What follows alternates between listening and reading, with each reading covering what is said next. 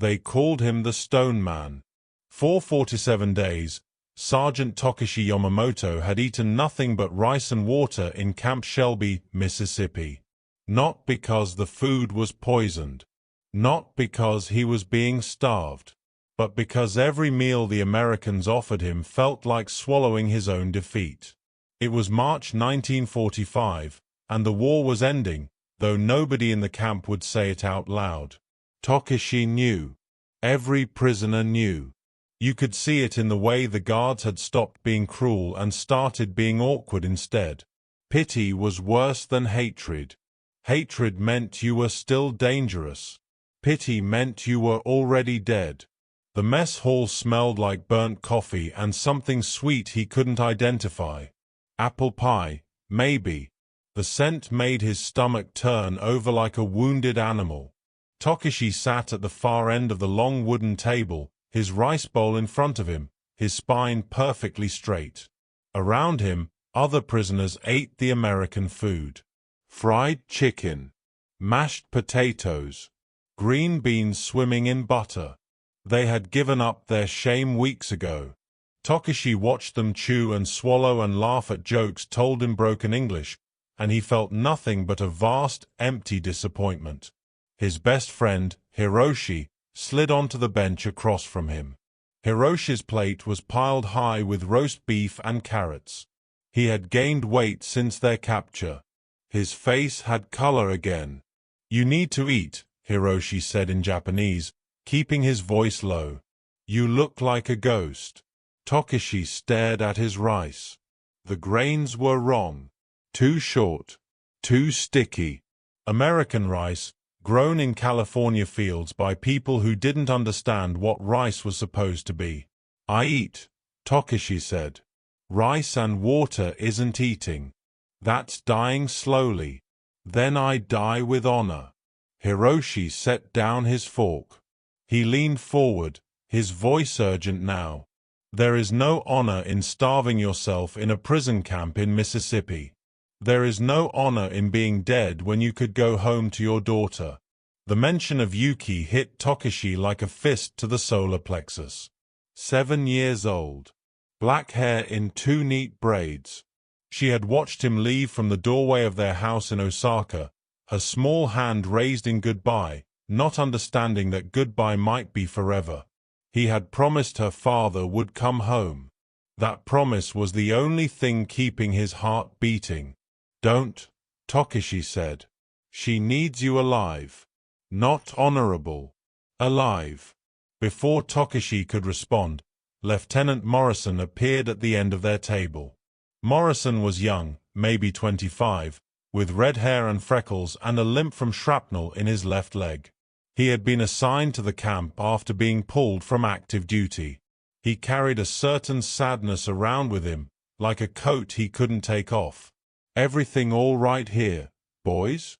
Morrison asked in English. Hiroshi nodded quickly. "Yes, sir. All good." Morrison's eyes moved to Takeshi, then to the untouched rice bowl. His expression shifted into something complicated. He had been watching Takeshi for weeks now. Everyone had. "Yamamoto," Morrison said. "Can I talk to you for a minute?" Takeshi didn't move. He kept his eyes on his rice bowl, on the small universe of his own resistance. It wasn't a request. Morrison's voice had gone hard at the edges. Takeshi stood slowly. His head swam with the movement. 47 days of rice and water had made his body light and strange, like he was becoming air. They walked outside into the humid Mississippi afternoon. The camp stretched out in neat rows of barracks surrounded by wire fencing. Beyond the fence, pine trees swayed in the breeze. It was beautiful, in a way that made Takeshi furious. How dare this place be beautiful while his country burned?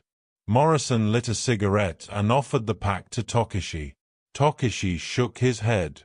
"You're killing yourself," Morrison said, smoke curling from his mouth. "And I'm supposed to keep you alive. That's my job. So you're making my job real difficult. I eat what I need to eat. Rice and water. That's not eating. That's a protest. It is not a protest. Then what is it? Takeshi looked at the young lieutenant. There was something honest in Morrison's face, something that hadn't been beaten out of him by the war yet. Takeshi didn't know why, but he answered truthfully. If I eat your food, I become one of you. If I become one of you, I forget who I am. If I forget who I am, I cannot go home. I cannot face my daughter. I cannot look her in the eyes and tell her I remained myself. Morrison took a long drag on his cigarette. He was quiet for a while, looking out at the pine trees. My brother died at Iwo Jima, Morrison said finally. He was 19. He loved baseball and hated lima beans, and he wanted to be a veterinarian. He died screaming for our mother in a shell crater half a world away from home. Takeshi said nothing. What was there to say? I'm not telling you this to make you feel bad, Morrison continued. I'm telling you because I understand. I understand that eating feels like surrender. I understand that every small thing matters when you've lost everything big. But here's what I learned. My brother died, and the world kept turning. The war kept going. And eventually, it's going to end. And when it ends, some people will go home. Some people won't. You get to choose which one you are. I have already made my choice. Have you? Because from where I'm standing, you're choosing to die for no reason at all. There's no general watching. There's no emperor taking notes. There's just you, getting thinner every day, for an audience of nobody. The words stung because they were true. Takeshi had been performing his resistance, but for whom? The other prisoners thought he was being foolish. The guards didn't care. The world had moved on without asking his permission. Morrison flicked his cigarette into the dirt and crushed it under his boot. Tomorrow night, Morrison said, we're having a special dinner. Army brass is coming through, so they're sending us something different. Something good. I'm not ordering you to eat it. I'm just telling you it'll be there. What you do with that information is up to you. He walked away, leaving Takeshi alone with the pine trees and the wire fence and the enormous weight of his own stubbornness. That night, Takeshi lay on his bunk and thought about Yuki. He thought about the way she laughed, high and bright like wind chimes. He thought about the story he used to tell her every night before bed, about the crane who saved the grateful farmer. He thought about the last time he held her, her small body warm against his chest, her breath soft against his neck. Hiroshi's voice came from the bunk below. You awake?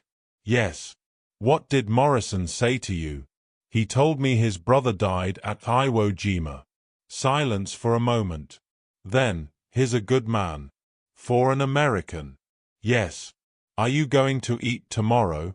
Takeshi closed his eyes. In the darkness behind his eyelids, he saw Yuki's face. He saw the doorway of their house. He saw her small hand raised in goodbye. I don't know, he said.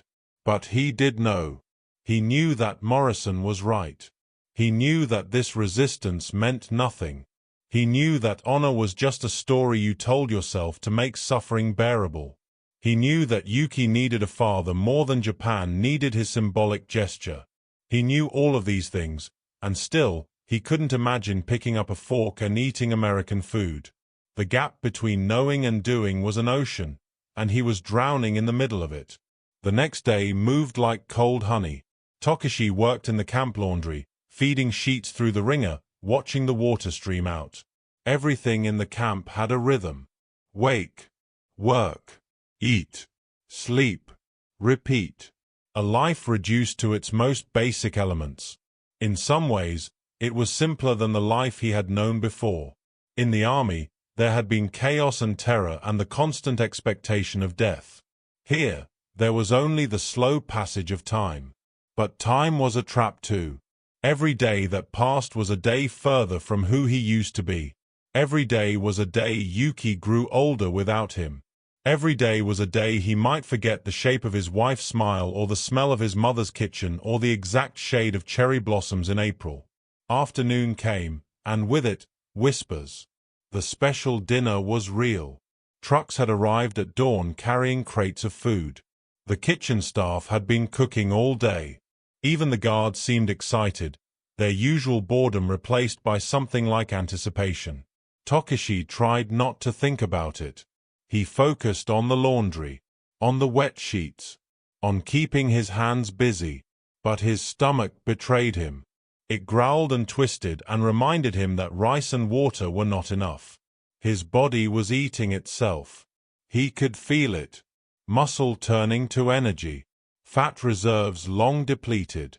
Soon, his organs would start to fail. The human machine required fuel, and he was running on fumes. Evening arrived. The sun set over the pine trees, painting the sky orange and pink. Takeshi walked to the mess hall with the other prisoners, his legs unsteady. Hiroshi walked beside him, not speaking, just being present. It was enough. The mess hall had been transformed. The tables were covered with white cloths. There were flowers in vases. The prisoners filed in slowly, their eyes wide. This was not their usual dinner. This was something else entirely. Takeshi took his usual seat at the far end of the table. His rice bowl was there, waiting for him. But beside it was a plate. And on that plate was something he hadn't seen in over 2 years. Takeshi stared at the plate. His breath stopped in his chest. His heart hammered against his ribs like a prisoner trying to escape. On the plate, steam rising in delicate curls, was a perfect bowl of ramen. Not the instant kind. Not some American approximation. Real ramen. The broth was deep golden brown, rich with fat that caught the light.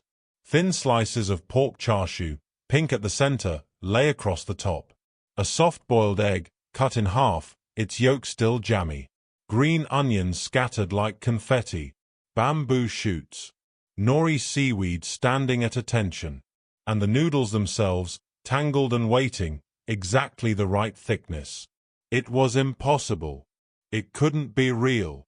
But the smell hit him like a wave, and the smell didn't lie. Pork bone broth. Soy sauce. Garlic. Ginger. Sesame oil. The smell of every ramen shop he'd ever loved. The smell of home. Around him, other prisoners were receiving similar dishes. Not ramen, but foods from home. Takeshi saw okonomiyaki, takoyaki, tonkatsu curry, onigiri wrapped in nori. The mess hall filled with shocked silence, then with the sound of men weeping. Lieutenant Morrison appeared at Takeshi's shoulder. He didn't sit down. He just stood there, hands behind his back, watching. "We have some new cooks," Morrison said quietly. "Nisei. Second-generation Japanese Americans. Volunteered to come cook for you boys. They've been preparing this all day." Takeshi couldn't speak. His throat had closed up. He stared at the ramen like it might vanish if he looked away. "The head cook," Morrison continued, "her name is Keiko Tanaka. She's from Los Angeles. Her parents were born in Hiroshima. She wanted me to tell you that she made the broth from scratch. 24 hours of simmering pork bones. She said you'd know the difference. She said you'd taste the time." Takeshi's eyes burned. He blinked rapidly, trying to clear them. "This is not American food," Morrison said. "This is your food. This is you feeding yourself. There's no surrender here. There's just dinner. And there's tomorrow. And the day after that. And eventually, there's a boat home to your daughter." Morrison walked away. Takeshi sat alone with his ramen, with this impossible gift, with this bridge between who he was and who he might become. Hiroshi was crying openly now, shoveling okonomiyaki into his mouth between sobs. Other men were doing the same. The mess hall had become a chorus of grief and joy and desperate hunger. Takeshi picked up the chopsticks. His hands were shaking. He separated the chopsticks with a clean snap, the way he'd done 10,000 times before. The gesture was automatic, muscle memory older than the war, older than his capture, older than everything that had tried to break him. He lifted the noodles. They were perfect. Springy and fresh, made that morning. The broth clung to them, savory and rich. He raised them to his lips. The first bite exploded in his mouth. The noodles had the exact right texture, firm but yielding. The broth was profound, layered, the result of hours of patient work. The pork melted on his tongue. The egg yolk mixed with everything, adding richness and depth. And Takeshi broke. He bent over his bowl and wept. Great shuddering sobs that came from somewhere deep in his chest, somewhere he had locked away for months. He cried and ate and cried and ate, and the food tasted like forgiveness. It tasted like memory. It tasted like permission to be human again. This wasn't American food. Morrison was right. This was an act of recognition. Someone had seen him. Someone had understood what he needed. Someone had spent 24 hours simmering pork bones because they knew it mattered. Because they knew he would taste the time. Because they knew that food wasn't just fuel, it was identity and home and the way your mother loved you and the smell of your neighborhood on a cold night. He finished the entire bowl. Then he picked it up and drank the broth, not caring that it burned his lips, not caring that tears were dripping into it, not caring about anything except this moment of absolute presence. When he set the bowl down, he felt different. Not full. Not satisfied. But changed. Some wall inside him had cracked, and light was getting through. Hiroshi was watching him, his own face wet with tears. "You okay?" he asked. Takeshi nodded. He couldn't speak yet. The meal wound down slowly. The prisoners ate and cried and talked in Japanese, their voices rising and falling like music. The guards kept their distance, understanding somehow that this was sacred space. Eventually, a woman appeared in the doorway to the kitchen. She was small, maybe 40 years old, wearing a white cook's uniform. Her hair was tied back in a neat bun. She looked nervous. Lieutenant Morrison gestured to her. She stepped forward, hesitant. "This is Keiko Tanaka," Morrison said. "She wanted to meet you all." The mess hall went quiet. Every prisoner turned to look at her.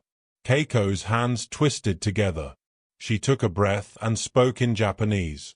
"My parents were born in Hiroshima," she said. Her voice was soft but clear. "I was born in Los Angeles. I am American. But I am also Japanese. And I know what it is to be caught between two worlds. To feel like you belong nowhere. To feel like every choice is a betrayal." She paused, looking around the room at the faces watching her. "When I heard there were Japanese prisoners here who wouldn't eat, I understood. I understood that food is not just food. Food is who we are. Food is our mothers and our grandmothers. Food is home. And I thought, maybe I can build a bridge. Maybe I can make something that says, you can eat and still be yourself. You can survive and still be Japanese. These things are not opposites." Takeshi stood up. His legs were weak, but he managed. He bowed deeply, formally, the way his father had taught him. Around the room, other prisoners stood and bowed. Keiko's eyes filled with tears. She bowed back, just as deeply. "Thank you," Takeshi said, and his voice was rough from disuse. "Thank you for seeing us."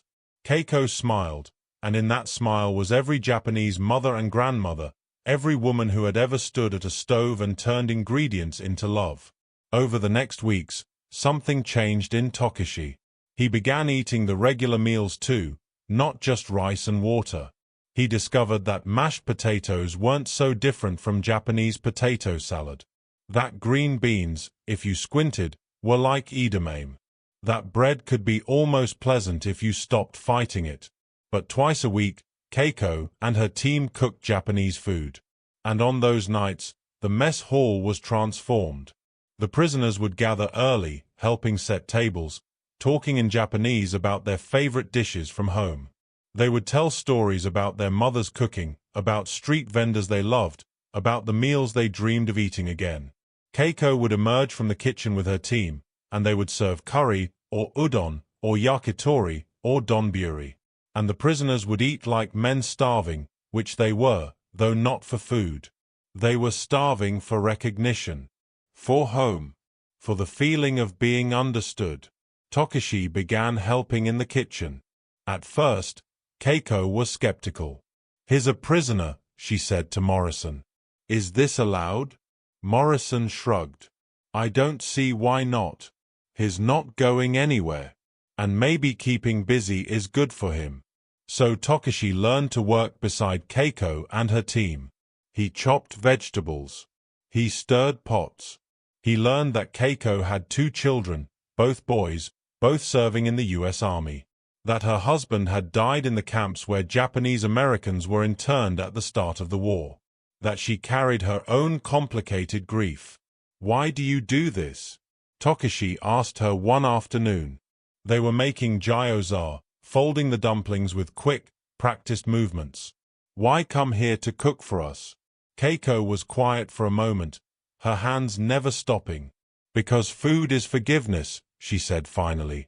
"Food is the way we say, 'I see you. I understand you. You are not alone.' My husband died angry at this country, angry at Japan, angry at everyone. And I couldn't fix it. I couldn't make it better. But I can make this. I can make food that reminds you who you are. And maybe that's enough. Maybe that's all any of us can do." Takeshi thought about this while he folded gyoza. Food is forgiveness. He had spent so long thinking food was surrender. But maybe Keiko was right. Maybe it was just love in its most basic form. Maybe it was the way you took care of people when words failed. That night, they served the gyoza. Pan-fried until crispy on the bottom, steamed until tender on top. Served with a dipping sauce of soy, rice vinegar, and chili oil. The prisoners ate them by the dozens, burning their mouths, not caring, making appreciative noises. And Takeshi sat at his usual spot at the far end of the table, eating gyoza he had helped make, and he thought about Yuki. He thought about teaching her to fold gyoza someday. He thought about the kitchen they would share, the meals they would cook together, the stories he would tell her about this time. Because he was going home now. He knew it with absolute certainty. The war was ending. In a matter of months, maybe weeks, there would be surrender. There would be occupation. There would be a long, complicated rebuilding. But there would also be boats going back to Japan. And he would be on one of them. And he would walk to his house in Osaka. And he would knock on the door. And when Yuki answered, he would kneel down and hug her and tell her, "I'm home. I came home like I promised." The gyoza tasted like that future. Like possibility. Like hope. In late July, the announcement came. The war was over. Hiroshima. Nagasaki. Surrender. The words moved through the camp like smoke, choking everyone. The prisoners gathered in small groups, speaking in hushed voices. Some cried. Some sat in silence. Some raged at the walls and the sky and God. Takeshi learned that Hiroshima was gone. The city where Keiko's parents were born. The city where his uncle lived. His cousin. His aunt.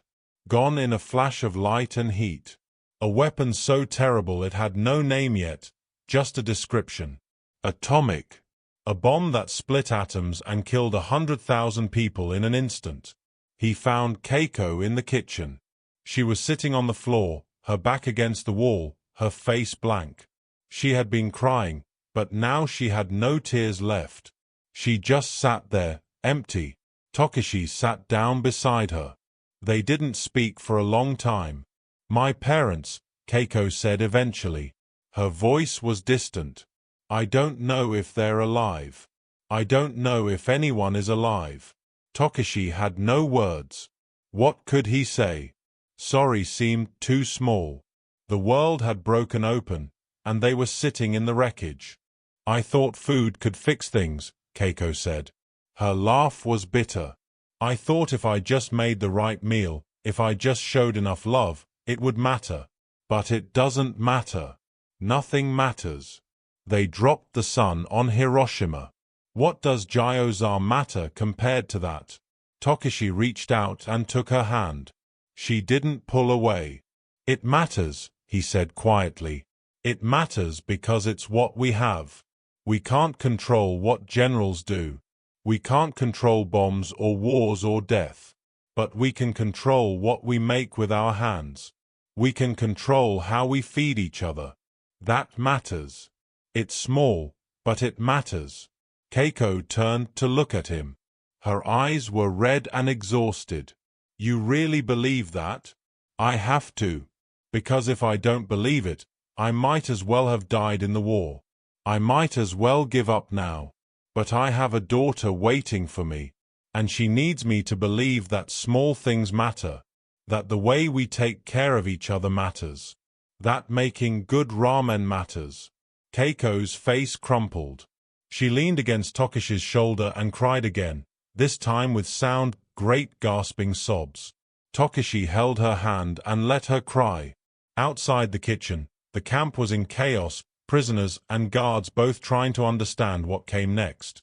But in the kitchen, there was just two people, holding on to each other, trying to find meaning in a world that had stopped making sense. The next morning, Keiko stood up and went back to work. She made miso soup. Simple, basic, traditional. The smell filled the kitchen, salty and comforting. Takeshi worked beside her, cutting tofu into small cubes, chopping green onions. Why miso soup? He asked. Because it's what my mother made me when I was sad, Keiko said. Because it's simple. Because we have to start somewhere. They served miso soup that morning for breakfast. Just soup and rice. Nothing fancy. But every prisoner drank it slowly, holding the bowl with both hands, letting the warmth seep into their palms. It was a meal that said, we're still here. We're still alive. We're still going to take care of each other. Over the following weeks, the camp began to empty. Prisoners were processed for return to Japan. Paperwork was filled out. Medical exams were conducted. The machinery of bureaucracy ground forward, slow and inevitable. Takeshi's turn came in early September. He stood in line at the processing center, his few possessions in a cloth bag. Hiroshi was ahead of him, already getting his papers checked. When they gonna send us back? Hiroshi asked the clerk. Probably late October, the clerk said without looking up. November maybe. Depends on shipping availability. Takeshi's heart sank. 2 more months. 2 more months of waiting. 2 more months of being in limbo, not prisoner but not free either. That evening, he helped Keiko in the kitchen as usual. They were making omuris, Japanese omelets filled with fried rice.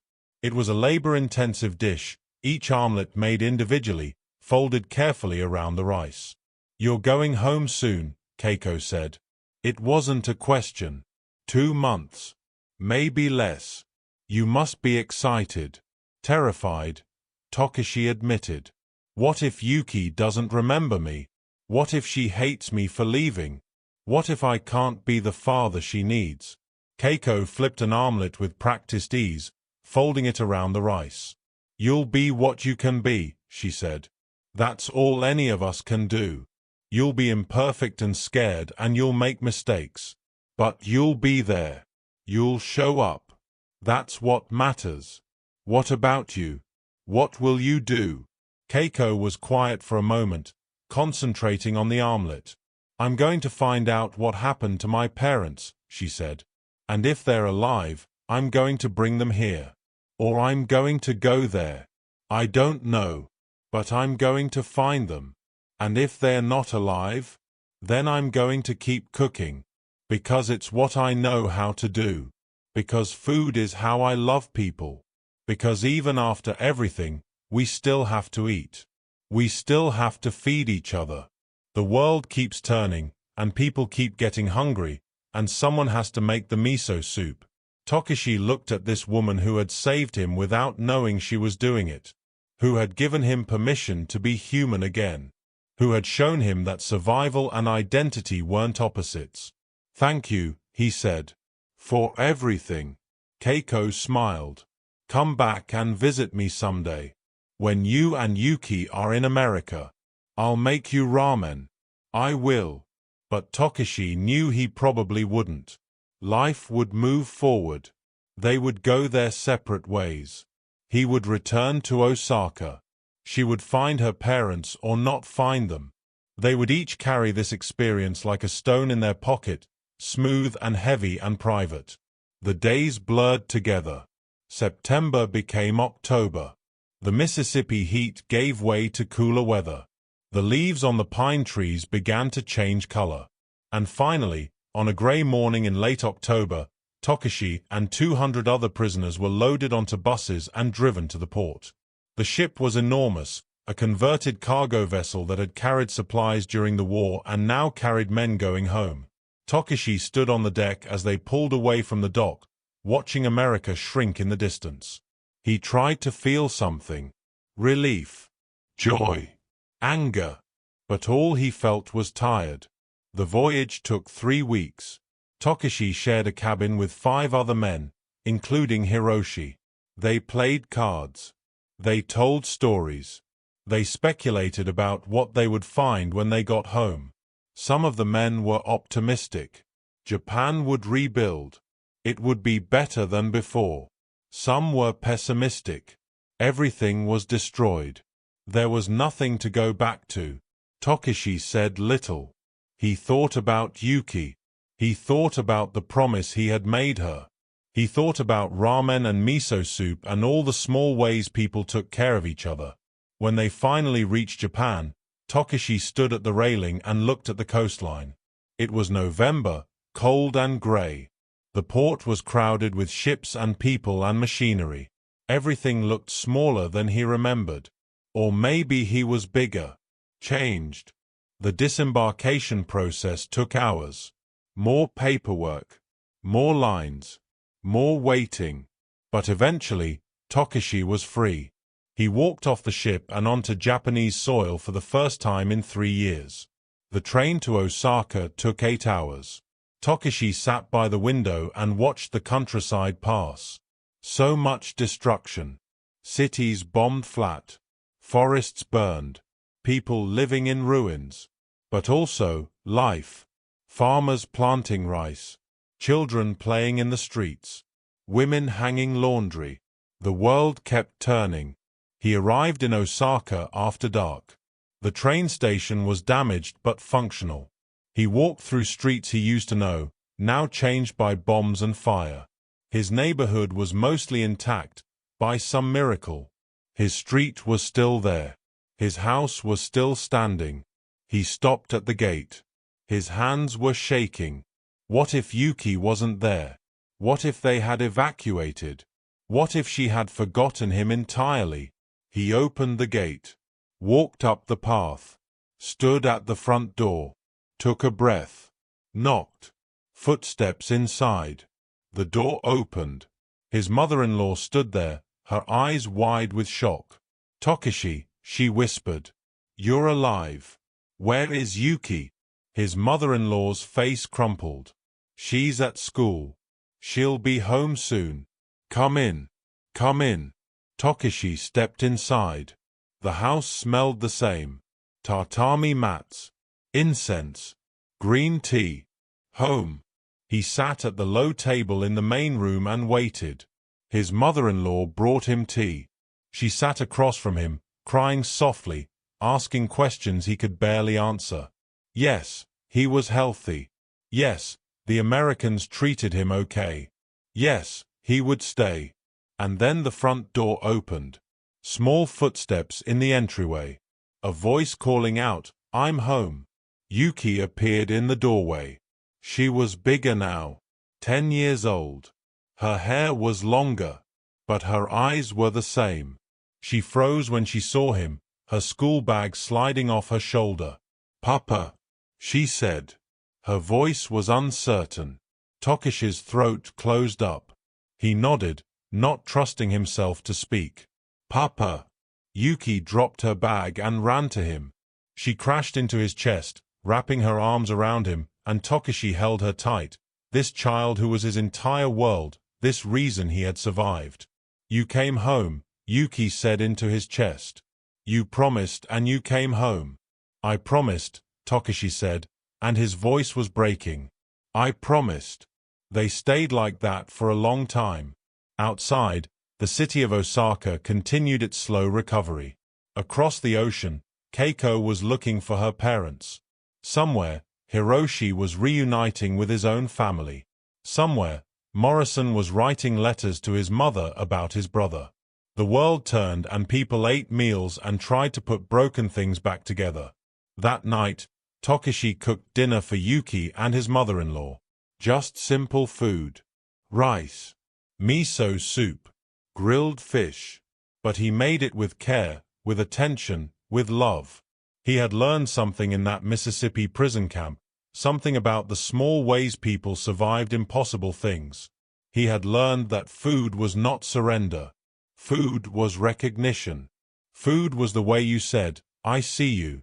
I'm here. We're going to be okay." Yuki ate 3 bowls of rice. She told him about school, about her friends, about the stories grandmother told her about Papa coming home someday. Takeshi listened and ate and felt something like peace settling into his bones. After dinner, Yuki asked him to tell her a story. The crane story. The one about the grateful crane who saved the farmer. Takeshi tucked her into bed and told her the story, the same way he had before the war. And when he finished, Yuki looked at him with serious eyes. "Papa," she said, "are you the crane or the farmer?" Takeshi thought about this. About being saved. About being the one who saves. About how sometimes you're both. "I don't know," he said honestly. "Maybe I'm both. Maybe we're all both." Yuki smiled and closed her eyes. Within minutes, she was asleep. Takeshi sat beside her bed and watched her breathe. In and out. In and out. The simple miracle of being alive. He thought about Keiko's words. Food is forgiveness. Food is the way we say, "I see you. I understand you. You are not alone." He thought about that bowl of ramen. The one that changed everything. The one that taught him that survival wasn't surrender. That being human wasn't weakness. That sometimes the bravest thing you could do was accept help. Was eat the meal. Was keep living. Outside Yuki's window, Osaka slept. Tomorrow, Takeshi would wake up and try to find work. He would try to rebuild a life in a ruined city. He would try to be a father to a daughter who had grown up without him. It would be hard. It would be painful. He would fail and stumble and doubt himself. But tonight, he had this. A daughter sleeping peacefully. A roof over his head. The promise kept. And somewhere in his memory, the taste of perfect ramen, made with 24 hours of patient work, made by someone who understood that food was love and recognition and the small defiant act of feeding each other in a broken world. The stone man had learned to eat again. And in eating, he had learned to live.